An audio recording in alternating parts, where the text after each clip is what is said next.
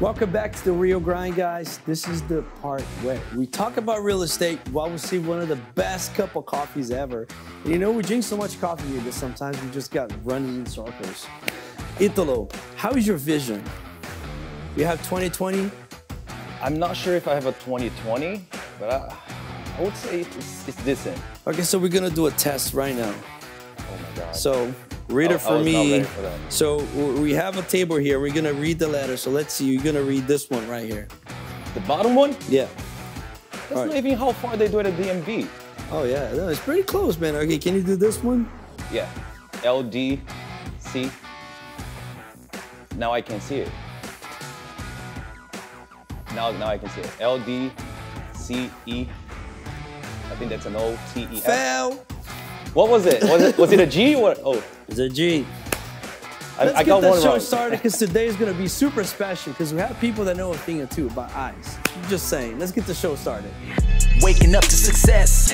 Now we're getting it started. This is the real grind. Everything you've been wanting, building an empire, no question. Talking about real estate, investing, making the millions, no stopping. While we sip on gourmet coffee. The real grind. This is the real grind. Let's go.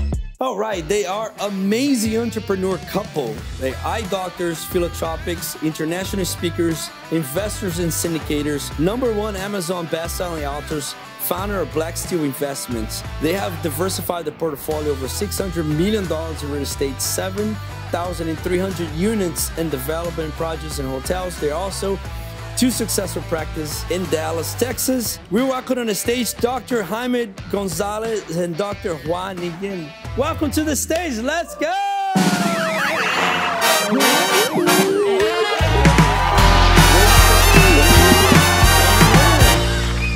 What'd you think of my eye exam? That was good. That was good. I didn't know that was coming. I have a question. Was that clear? No, from the distance. That's actually a very good distance. What you were doing there. So Really? So yeah. what would give him You might need a to see us because you didn't do so well. no prescription for Italo? No prescription?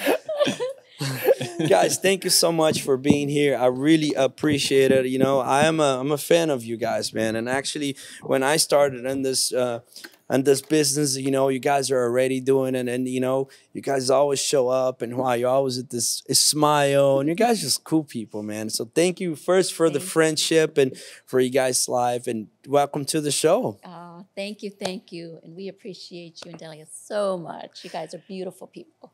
Oh, Honored to be here today. Yeah, I do want to compliment your whole staff and your team and this beautiful setup that you have here. Man, you have it going. And you're now, you know, one of the top 1%ers, you know, of doing podcasts. I know. You know, remember so we talked about that the other day, man. Congratulations on that, man. We are definitely, it's been a very hard work, but, you know, we couldn't do this without obviously our team and, but also the guests that come here just adding value, man. And that's why we did the podcast about it, you know, adding value while we're sipping a gourmet coffee. You guys being actually, they've been in my house and we're trying coffee, remember? Yes. We had this coffee blind tasting and we had to grade it. It was awesome. But guys, I want to go back and, you know, first I want to start with you, Hoa. Talk a little bit about your background and where you're from and your beginnings. And then we go to Jaime and we share a little bit of your story too. But let's start with you. So my story is a little interesting. I was born in the Philippines in the refugee camp in Manila. And so I came to the States when I was around 8 years old.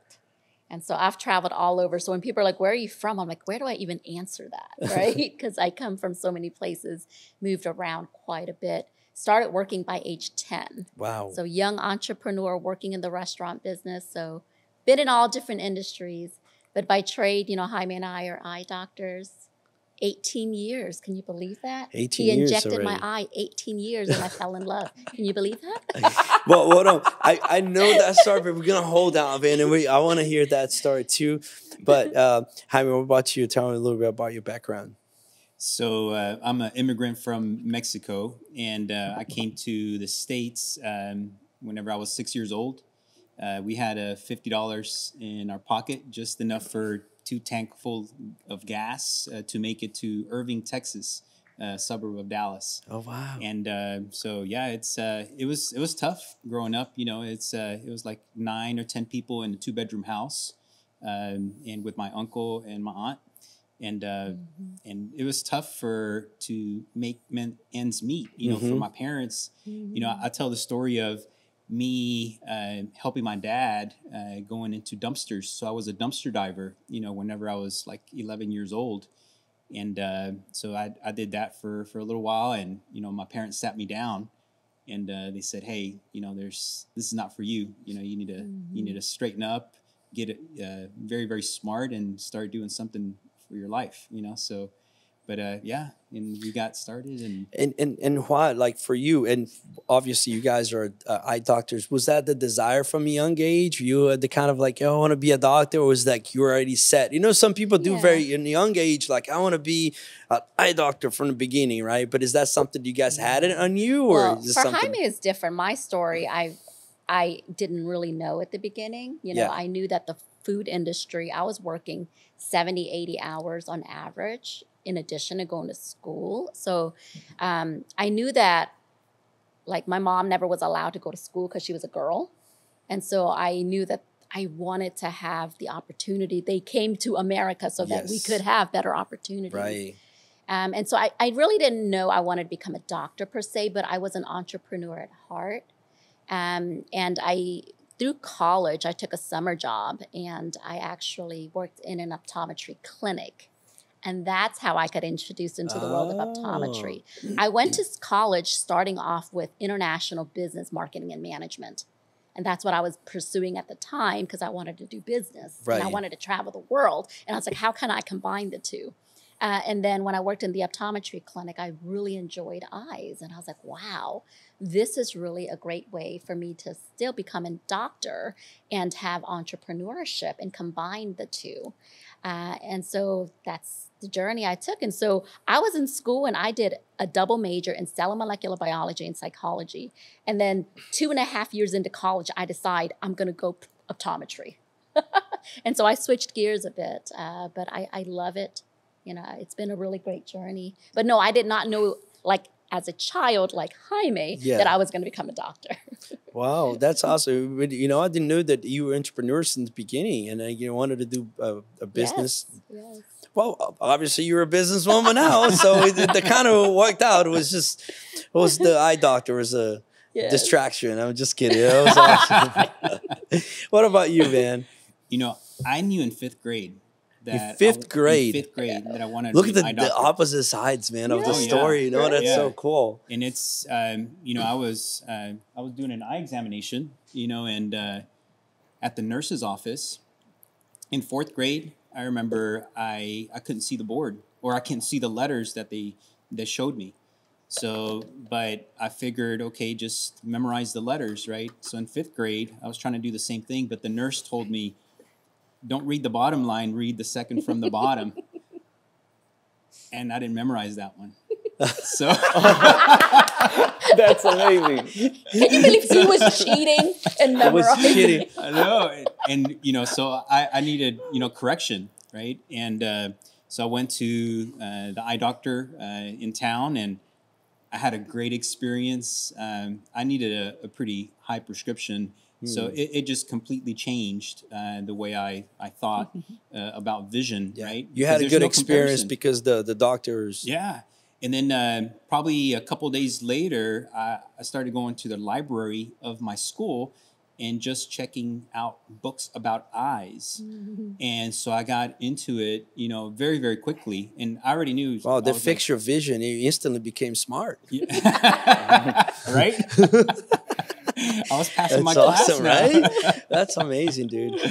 Yeah, so I mean, in high school I already knew, in college I already knew. So, you know, that was an easy journey. I didn't come from an entrepreneur, you know, background. My parents worked, you know, 2 jobs pretty much, you know, all their life, and they were not home.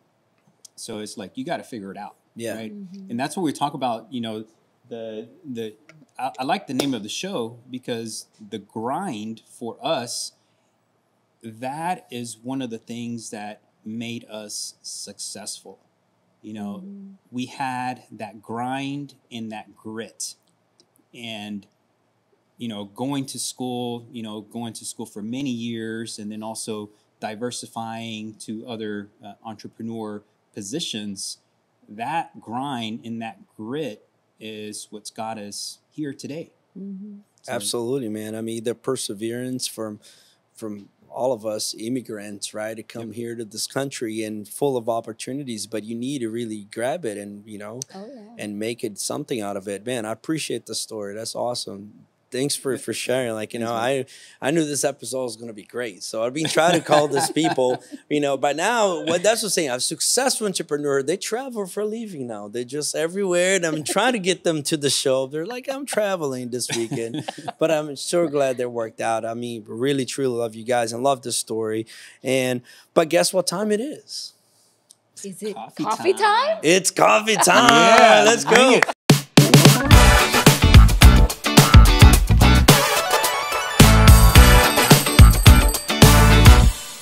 What up, Italo?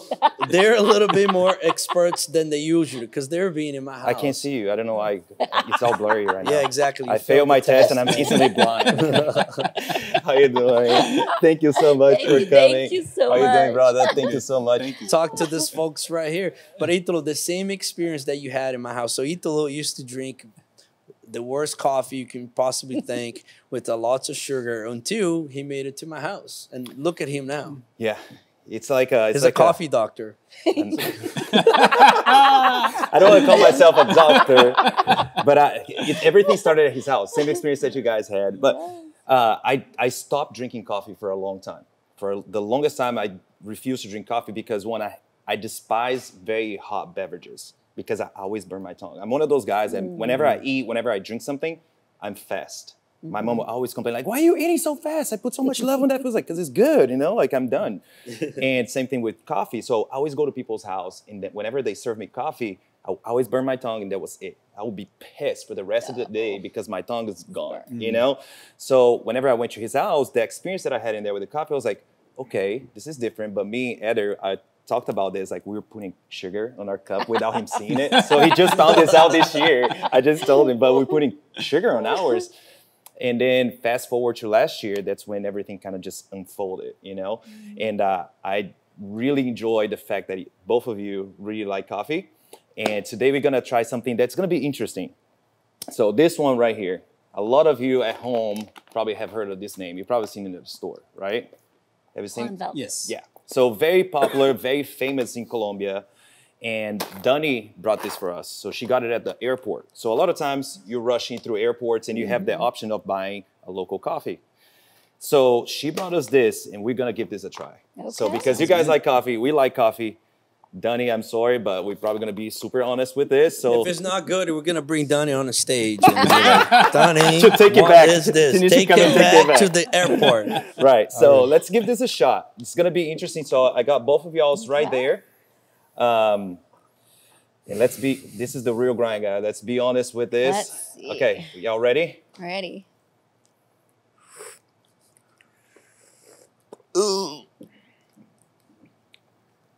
I'm not going to be too mean about it, but I want to hear their reaction first. It's horrible. What do you think, Jaime?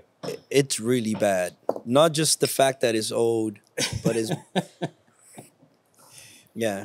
What do you say? No, I think it's you can be honest here because we majority of the coffees are great. Yeah.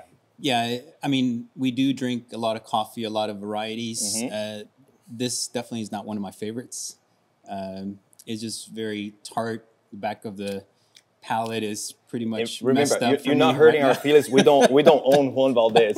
We gotta put the camera on Dani right now. Dani, please, you're responsible for this. And you're never gonna be. We trusted you. You're never gonna bring coffee to the show anymore. It's not true. The other one that I got was really good. The other one was pretty good. Yeah. Actually, yeah. Okay, so you even. So yeah. True. That's okay. Wow, what do you think? Yeah, not one of my favorites after you just spoiled us the last time with the smooth one from Brazil. Oh, yeah. Okay, so we're gonna have the redemption. So you go there, and we're gonna continue the show. And towards the end, we're gonna try. Give us that one from Oscar. Yes. I know they're gonna love that one. Okay. Make that. Did you say have enough? Yeah, I do. But that's the thing, though. I agree. This is not the best coffee, It's drinkable for the people that are at home. If you don't have a choice, it's drinkable because this is an upgrade from whatever like Folgers and all that stuff. Why are you being so nice? Usually roast the roasted, over roasted coffee. I do, but what I'm saying is this is like, it has an expiration date on it. It's starting wrong right there. So if we get to go to Colombia and try their coffee right there and then, probably it's going to be different. Yes. So that's why I'm being nice, because if you get this fresh, I can see the potential in the coffee. Because this is not like Oscar, like whenever he gave us that coffee, that was bad. The experience we had with that was bad. Was pretty bad. This is not as bad. Not as bad. You know, so we can still kind of sip on it. If you're on a rush, it's like, okay, let me just brush my teeth, now I'm gone. So it's an option for people out there, but I don't know. It wouldn't be my first choice, that's for sure. If I'm like, maybe I'll just don't drink coffee all day. Let's give it a note. I give it a 4. Score? A 4. 3.5 to 4. I say 2.5. Dang, he's tough. I gave it a 4. Yeah, y'all are mean, man. I mean, I'll give it a 5. And you know, the way we tested it at your house, I mean, that's the way to do it. Yeah. And you had like 8 or 9 categories and gourmet stuff. You were very meticulous on how you were preparing that coffee. So you did not cut any corners. So, right. I mean, going through that a few years ago, and you know, and now made it another monster there, man. Just like was that really like the turning point for y'all? Another coffee snob. Really? Yes. Yeah. It's tough because like it's tough to drink coffee just anywhere now, right? Oh yeah. Like I was at the airplane, like on the airplane a couple of months ago, and this couple was sitting next to me, and we could smell the coffee. Yeah. And we all look at each other. Just happened to look at each other, like, it smells so good, right? They're like, yeah, but I'm not gonna drink it. They're like, yeah, let's do there, because they used to roast coffee. So we're like, yeah, we can just smell it. We cannot, you cannot touch that thing. Dude, but this smell of coffee, don't matter if it's good or bad, but just the smell of them brings so many memories and so many people's. Like, you know, it's just that distinct smell. For example, if you go in a house and you brew coffee in the morning, the whole house smells like right. So he has that sense of mornings and, you know, waking up. I love that about coffee in general, not just about the taste. The smell of any coffee when it's brewing, right? It's that's what I'm saying. Like it's no, for real. Smell it. Smell it. It smells decent, actually. It smells decent. You would never think it would taste like that. Yeah, the smell and the taste are very distinct, different. Yeah. So, never know. Maybe one day we get the fresh Juan Valdez out there. Until then, you guys did not make it. So, sorry, you know, it's all good. But thank y'all so much. Thank you. I'll make another cup of coffee for us. You're not gonna live here. Make my friend there proud, man. I got you. He got my back on the vision test over there. I got you. I got y'all right. Sounds good. You know. All right. Thank y'all so much once again. But before I go, now your mornings are gonna have something a little different. Oh, nice. So whenever you're drinking your coffee now, thank you. You bet. You bet. So, look at this. So now you got some real grind coffee mugs for the morning. Oh my goodness. And yeah, I want to keep hearing the story because this is amazing. Hey guys, real quick before we continue. So if you want to learn a little bit more how to get started on investing in real estate today, please go to their website, multifamilyempire.com. And if you also want to learn how to do the best cup of coffee in your own home, we're going to teach you a lot of tips and tricks. Go to multifamilyempire.com/the real grind. Let's get back to that interview. I want to now to, you know, you guys about the business side. You guys have 2 successful practices and the store and stuff. Talk a little bit how that came about. Where you guys came out of college, start working, and how did that you guys decided to get your own? And so Jaime and I met in 2005. I mean, we've been dating since 2005. We graduated in 2006. I moved here. He's from here, so. Oh, hold on. Yeah. Talk about how you guys met, and then you guys, you know, the story. Please, that was amazing. So, you know, there's in our class, you know, all 4 or 5 years, you only have like 100 students, and you move up a level each year, right? Yeah. So you get to know them very well, but Hoa, she's like super smart. Well, in school, right? You guys in school together. Yeah. After college, you go another 4 or 5 years. And so I would never see her. So she would only come for test day. You know, everyone else would be there, but she would make, you know, great grades. And I would be there. And still wouldn't show up. And still didn't show up. You know, she was the first one finished, and she would just leave again. So I did not have a chance to talk to her for like over 2 years. So we had laboratory, and there was pretty much no one in the class yet. She was sitting down.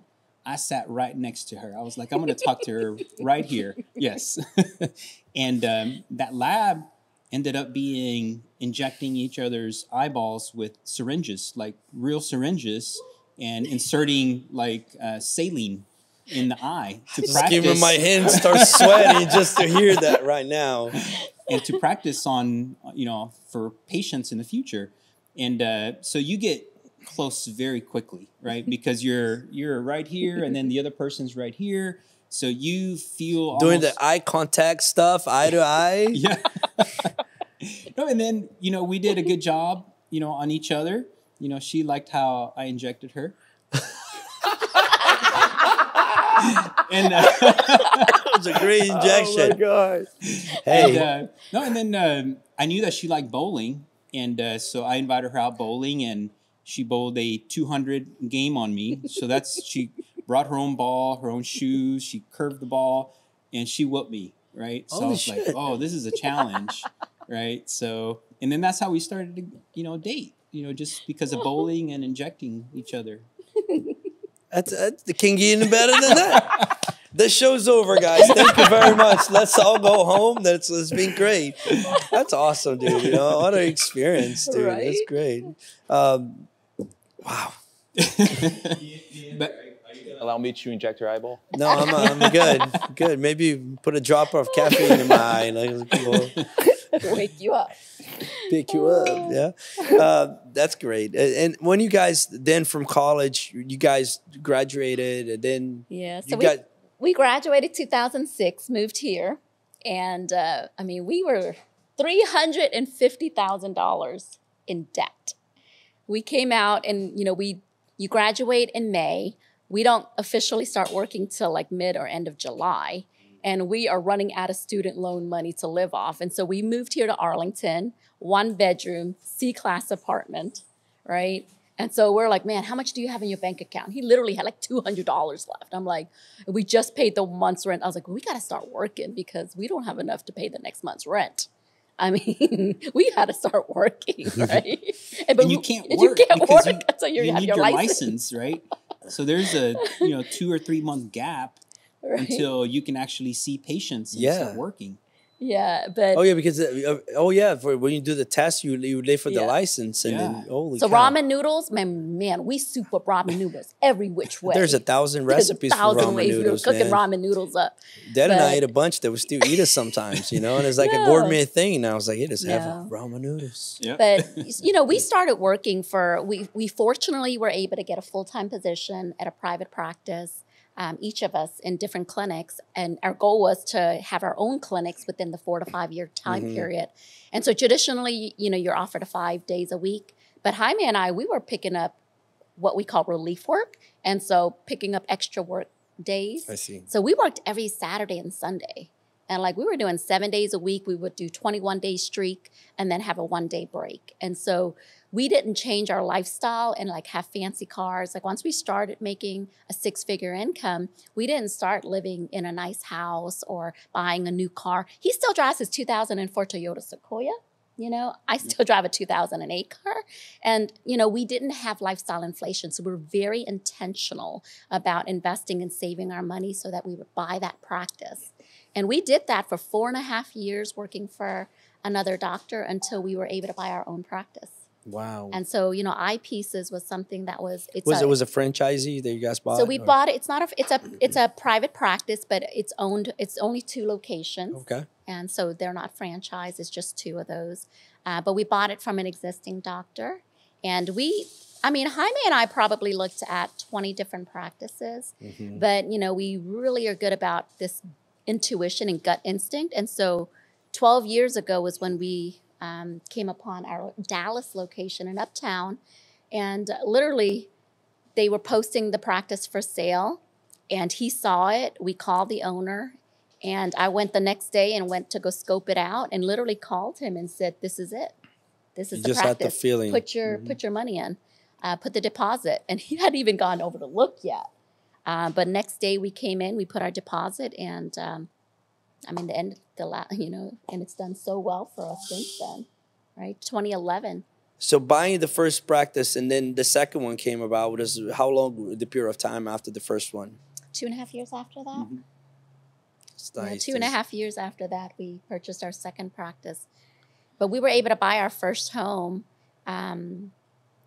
after about 2008, when all of that was happening. We were able to buy our first home 0% down. Wow. $135,000 in DeSoto was our first home purchase. And so we were still, I mean, it was 135,000. I mean, so we were still living way below our means. And again, just accumulating until we could buy our practice. And, when you're a practice owner, what people don't realize is, you put a lot of sweat, equity, and time in. Right. And so when you're working for someone else, it's like you're in and out. The responsibilities really you don't take it home. But when you own your own practice and you have your own team 100%. and staff, it's like, you're working even more. You're working double time in your own clinic, but it's your own. Exactly. And so the potential is a lot there. But we were still doing 60 to 70 hours a week in our own practice. Right. But from, when we heard from you guys earlier about the beginnings, that you're more entrepreneur. So as far as roles, you were more the entrepreneur business and Jaime was there? How was He's a visionary. dynamics? Like Jaime is like exact complementary, like totally complementary skills. I'm entrepreneurial, but he's so much more innovative. I'm not tech savvy by any means. And so he's really into innovation, making sure the practice have the most up-to-date, innovative technology. And he really practices outside of the scope. And what's really helped our practice stand out is we do everything that most doctors don't do in eye care.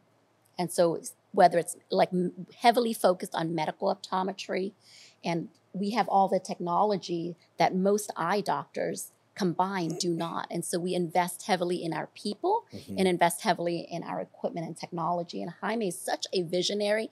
I'm always in my comfort zone, like, no, I'd rather stick with this. And he's like 20 years in advance and ahead of me, And so he helps really guide me along in that sense. I think, because we were grinding so much, 60, 70 hours for, 4 years working for other people, you kind of try to figure out, okay, what can I do so I don't have to keep doing that? Yeah. Right? Learn from their mistakes. Yeah. So because we were going to get burnt out pretty quickly and we were going to start disliking our profession, which we still love to do. Yeah.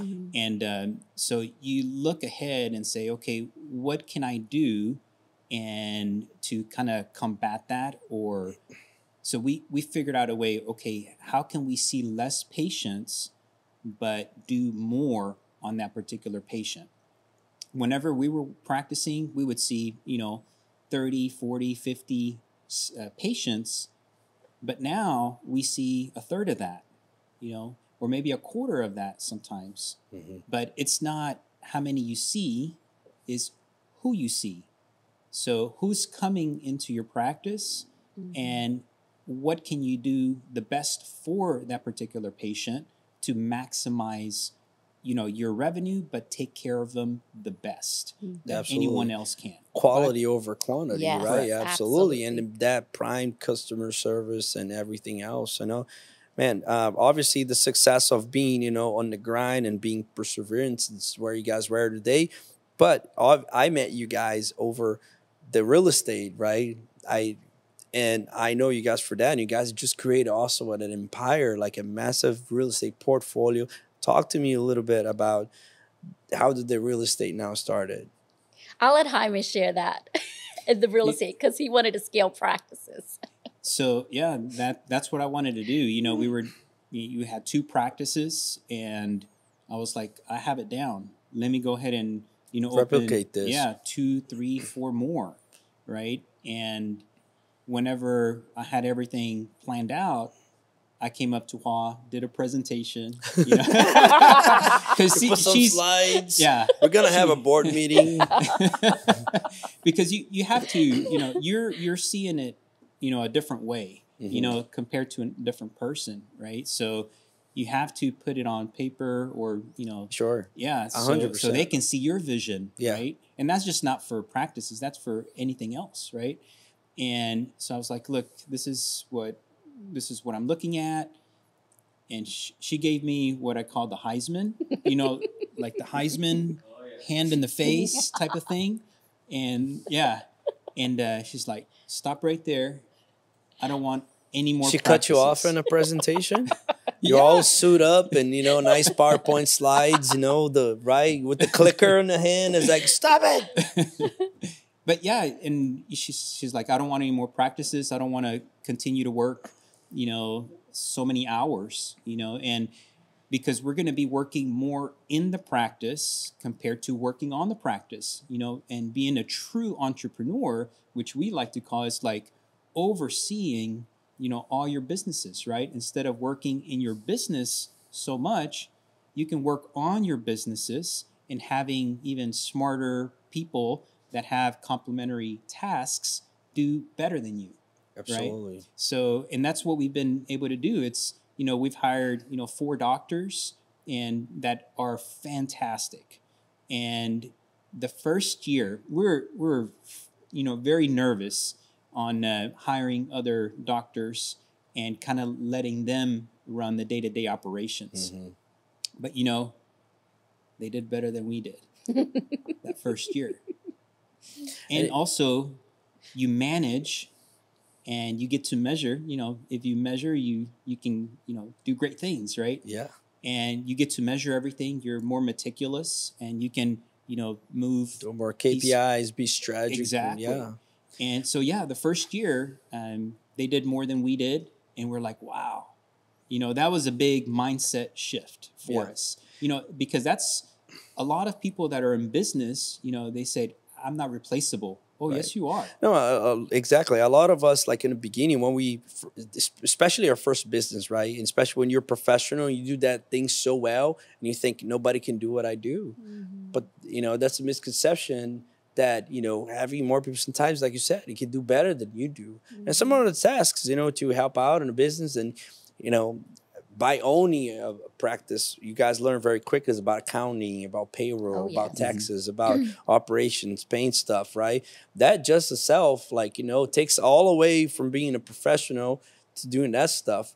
But then you get caught up on that stuff, you can do the other stuff. And like, you know, it's very overwhelming, you know? So I bet it was a really experience, like breakthrough and start hiring people, right? And at the time. Yeah, but we knew real estate. They always talk about real estate is the vehicle for building wealth. Yeah. Right. But when you're starting out and, you know, you're in the grind and you're working in your practice, like, well, how do I get my foot in the door in the real estate world? There's so much out there in the world of real estate. Yeah. You know, and so that adventure started for us. And, you know, when we started around 2015 was when we actually dipped our toe into the world of real estate. In 2015, you know, it started off with a girls' trip going to Belize. Mm-hmm. And it was something that I just, intuition again, went there, saw the potential of the island, fell in love with it, called Jaime that night. And I said, we're buying something here. And he was freaking out. He was like, no, whoa. At this point, we didn't buy investing real estate yet. And to do it internationally was a whole nother animal, you know, and we learned a lot the hard way. In hindsight, we probably would have changed a lot of the way we did real estate, but we learned a ton, you know, and so we did start buying land in Belize, you know, and it's where we go every few months, and we bought the land raw. We were the first ones to buy the land there. And then we built from ground up. We hired an architect, hired the whole team. We designed it with them and like custom built every detail in the home, hired an interior designer. And then it was like, that's going to be a legacy asset. We're going to vacation there. And then we're also going to rent it out when we're not there. You know, and that was like, that's how we started to get our foot in the door in the real estate world, you know, and then when we learned about other projects, and then multifamily was really the breaking point where we're like, man, I wish we were introduced to this first. Yeah. You know, and when we learned about multifamily syndications, that was the game changer for us.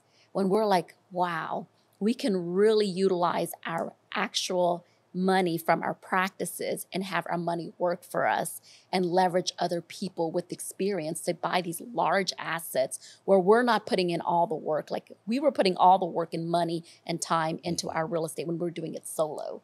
And so when we learned about partnerships and leveraging people's experience and all these other benefits to the multifamily sector, I'm like, wow. And that was really when we were like full speed ahead. This is the lane. You know, I first learned about it through a patient. Yeah. And Really? so my patient, Mr. Lockhart, and I've been seeing him for a long, long time, probably maybe 12 years. And he came in and he started talking about how he just purchased a brand new truck. And I'm like, well, how much was that truck? He's like, $45,000. And I was like, oh, but I don't think you're working. And he's like, well, you know, I invest in apartments and I just went full cycle on my apartment complex. What? What is the full cycle thing? Is there recycling? Yeah, full cycle. What are you talking What's about? that? And but that's how I got introduced to multifamily through a patient.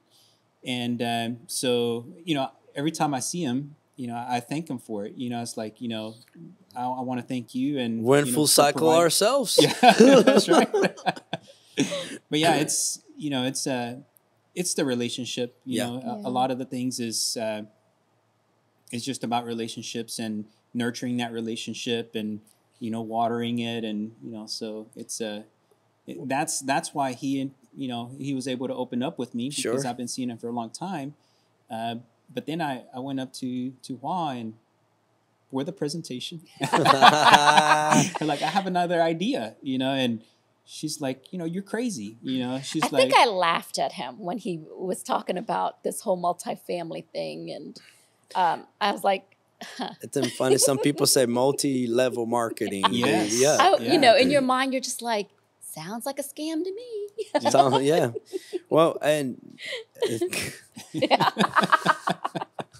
and he's like, would you at least attend with me? I'm like, sure. Back to you where you said earlier, like a lot of common, you know, people that encounter this business, you know, people think of getting to real estate is buying a house, putting tenants on, right? Or buying a vacation home, like one, instead of thinking that, man, I could just do what I do best and just leverage, you know, and my money growth, you know, one of those large assets, right? And have any of the hassles, because we had, the daddy had a property in Boston with tenants on, and we know how it is having one versus, you know, the scalability that we have. So definitely. And so what was the first multifamily property? So the first multifamily, the first investment is in Belize. Yes. And then first few investments. First few right there, the land and stuff. About the first multifamily. We started off as passive investors first. Which is a great way to start. We did 8 passive investment projects before we transitioned to being co-general partners ourselves. You know, and so we intentionally built friendships and relationships. And being a passive investor, you really get to learn, even though we were very active passive investors, because we wanted to understand the business, learn it, build relationships until we were really comfortable enough in order to transition over ourselves. But that's how we started. But our first, you know, when we were, even as passive investors, we were underwriting deals, getting to know the brokers, building investor relations. And, you know, we were doing all the active things, even though we technically on paper weren't, you know, active general partners yet. We were always learning the process and getting to know people and building those relationships and being intentional that that was the path we were going, you know. First property. Our first property as, you know, so we've had a couple of, you know, when people think it's really easy, the inside scoop really that a lot of people don't share, people share all the great things about it. But I will tell you, you know, as a passive investor, I really didn't know as much as far as how much work it involved being a general partner. When you're sourcing deals and underwriting deals and when you get to best and finals, it's very emotional and how much work gets involved. We would stay up sometimes 2 or 3 in the morning sourcing deals and then getting to best and final. And then you're only 2 people left and then you lose. And we were going through that 7 or 8 times. I was losing sleep. Jaime was like, you can't get emotionally attached to a property. Man, because prior people don't understand this. Though I know, You know. like when you get the best, if you get the best and final, but if you do, just the amount of hours with nothing guaranteed is tremendous. Right? The amount of work I put on was like, oops, sorry, man. And the brokers are weird about it, calling you. And hey, Yeah. you know, but we're trying to get you another deal, man. You know what I mean? You But know. it sucks. It's, You know, my but God. but the truth is, you know, sometimes when, you know, I was really disheartened. Like our first project that we really were under contract officially was a 56 unit deal that we did all the heavy lifting. It was our deal. And I mean, we went back and forth that probably 9 times, right? And it didn't work out for us, but it was a blessing in disguise because if we had taken on that project, it would have been a massive headache, all the things that we found out about it afterwards. But because we didn't take on that deal, a bigger opportunity came upon. And so our first project is actually a 243 unit property that is in Houston. That's a B class that is killing it. That is just done so well. And it was perfect timing. And I was like, man, had we taken that opportunity, and I was just so disheartened that we walked away from that project. And so we took a loss for it. We did not bring investors in it because we just didn't feel the security of that project. And we took a loss. And I felt so defeated. I was like, we put in so much time, effort, and heart into it. And we finally got, after 8 best and finals, our 9th one, we finally won the project. And we had to walk away from that project. But right within a month later, the 243 unit opportunity came, and it's been a blessing in disguise for sure. But that tells a lot about you, right? To be able to walk away from something and to not being emotional about it, right? Because like, you know, walking away is a big step, and sometimes we're not willing to take, right? We walked out of one apartment in Alabama when we were there, and like we have to return the investors' money, and we were so afraid of doing so because like, oh man, it didn't work out. We returned everybody's money, and there are people who are like, man, thank you for doing this. That tells a lot about you guys, and because we have those principles, you guys, of knowing, you know, caring about the investors' money and everything. That speaks a lot about you guys and the success for sure. Thank you, and likewise for you guys. And when the door closes, man, maybe a barn in the back, it opens. You know what I mean? So definitely, look at the deals. And what was your latest project now? What was your, you guys did some development too, and then talk a little bit about that, how that transition. So the last project we actually closed on was a couple months ago in north of Dallas, a city called Salina. Yeah. And so that's squeezed in, you know, Frisco and then McKinney and Salina's pretty much in between it. Yeah. So that's the next growing city. So 21 years ago, Salina didn't even exist. It was like little farms. Yeah. And so much has grown out there. Yeah. Yeah. So we were able to partner up with a developer and a couple other investors as well. And so we closed a 21 acre land project in a corner lot, which is one of the major Is it going to be streets. multifamily? So it's going to be multifamily, and then we're also going to do a commercial as well too. Oh, sweet. So yeah, so that's in the pipeline. So cool, man. Super excited. That's awesome. Yeah. And now you guys are buying apartments with Blacksteel, and now this platform for investors to come in and invest with you guys, and talk how that got started, and also share how the people can contact you guys. Go ahead. You can talk.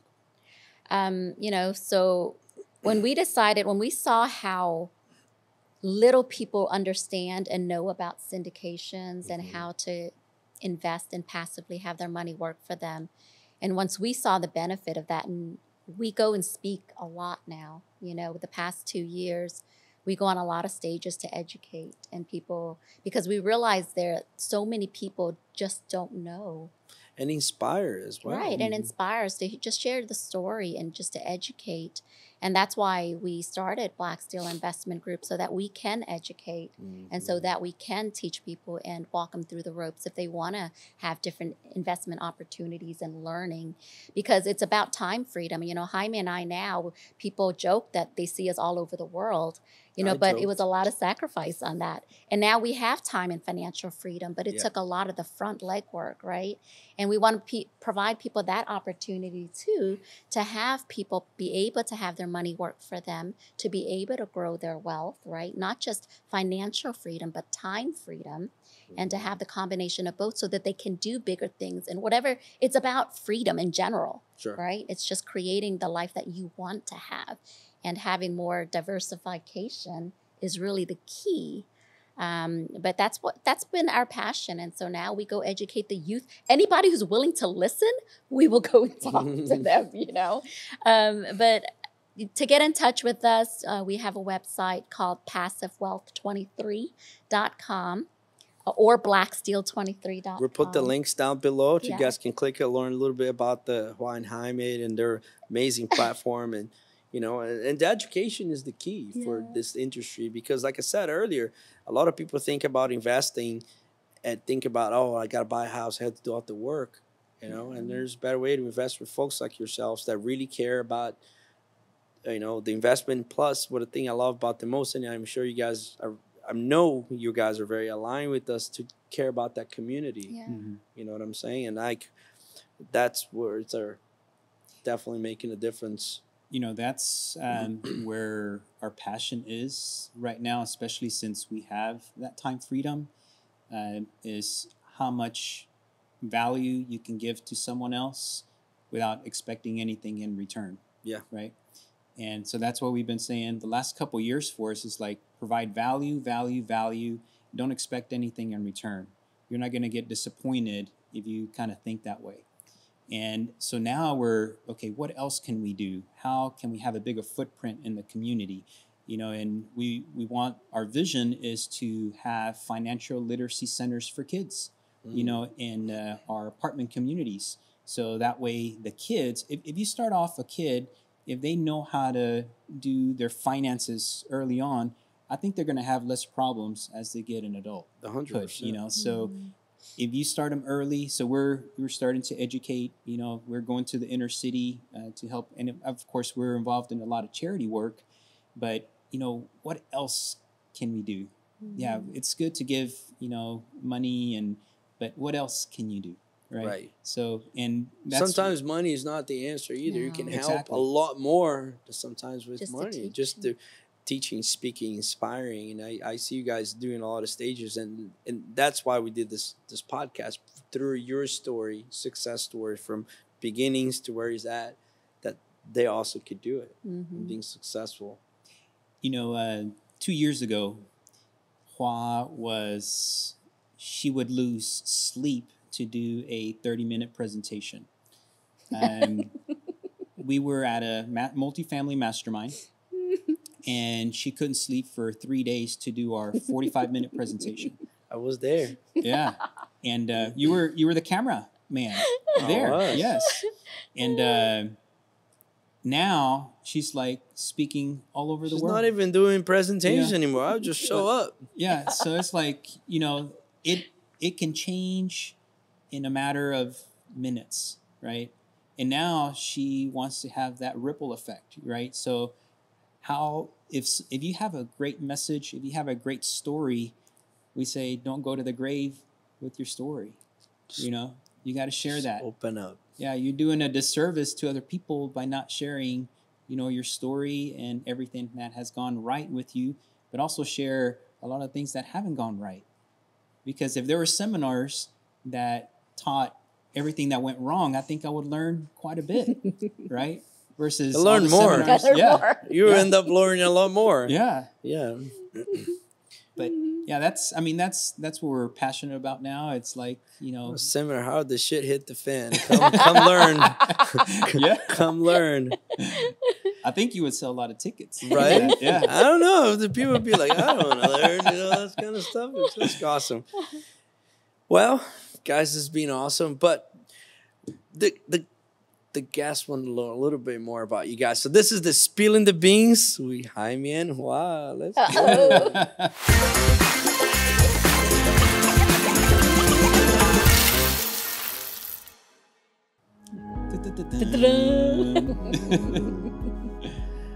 Let's go. Let's go. Hat or sunglasses? Hoa. Sunglasses. Sunglasses. Well, I have to have a hat. So for me, I wear to protect my head. Hey, right here. Sweet or savory? Savory. Savory. Why you guys always bring me cookies then when you guys come here? Durian or lychees? Oh my God, lychee. No durian. Durian. What? You guys are a couple, man. It's supposed to like things together. I like both, but durian has grown on me. Fajitas or pho? Pho. I say pho. Come on, man. All right. Hiking or cycling? Hiking. Hiking. All right. Development or multifamily? I can develop multifamily, but maybe or build multifamily. Or typical multifamily. Multifamily. Existing multifamily. Balsamic vinegar or olive oil? Oh, olive oil. You know Olive his oil? answer. Olive oil or olive oil? Right? He drinks olive oil. Cuban coffee or Brazilian coffee? Ooh, that's a tough cookie. Man, that Brazilian coffee was so smooth the other day. I'm gonna say Brazilian coffee. You better? I will say That's Brazilian probably one of the coffee. better ones that I Yes. had. So I would say Brazilian coffee. Yeah, they're in the show of Brazilian guys, so yeah, they're better say it right. Yeah. Belize or Bali? Never been to Bali, so Belize. Belize. There we go. That completes the Spitting the Beans with Jaime and Hoa. Guys, amazing story, amazing accomplishments. Big fan. Thanks for being on the show. But I want you guys, first start with you, Hoa. Look at the camera there. And if you can just tell yourself a piece of advice for your younger self. What would you done different, and how would you give yourself a piece of advice back in the days? Giving myself advice. All right, Hoa. Do not be afraid to dream bigger.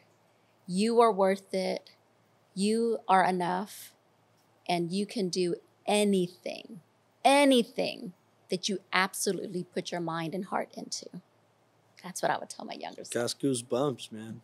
How about you, Jaime? Jaime,